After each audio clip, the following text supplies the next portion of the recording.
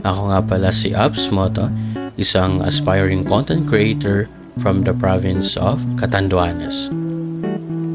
Ngayong araw, samahan niyo ako at pupunta tayo sa bayan ng Bato kung saan makikita niyo dito ang Bato Bridge, Bato River at ang Bato Church.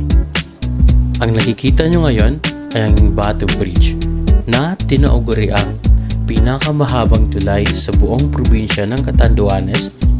Ayon naman sa Wikipedia, ito rin ang pinakamahabang tulay sa buong Bicol Region.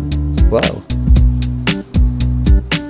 Ang tulay na ito ay nagsisimula sa Barangay Dilis papunta sa Barangay Sipi.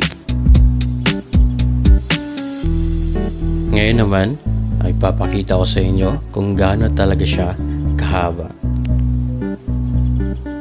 At habang pinagmamasdan nyo ang Bato Bridge, makikita nyo rin dito ang Bato River.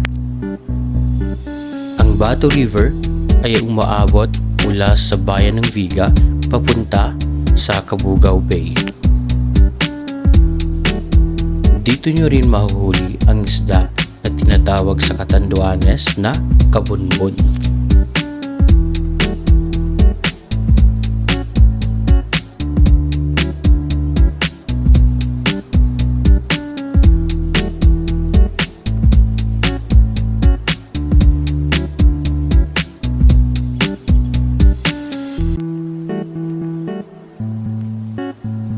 Ngayon naman, ipapakita ko sa inyo ang Bato Church.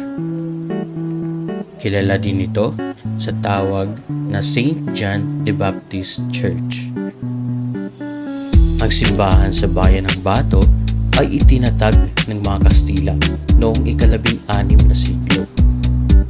Ang mga pare ng Espanyol ay unang nagtayo ng isang kahoy na simbahan sa lugar upang maglingkod sa bagong kongregasyon hanggang sa taong 1830 nang magsimula ang pagtatayo upang gawing mas mabigat na gusali ang simbahan na gawa sa mga koral na bato.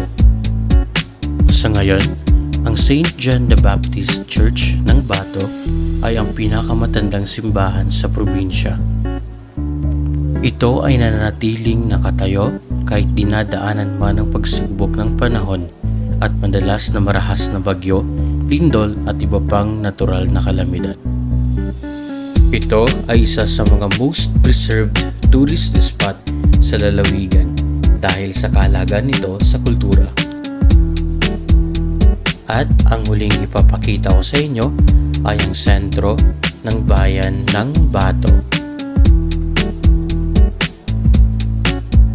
Kung bago ka pa lang sa channel ko, just click the subscribe button below for more updates. Thank you! Hanggang sa muli!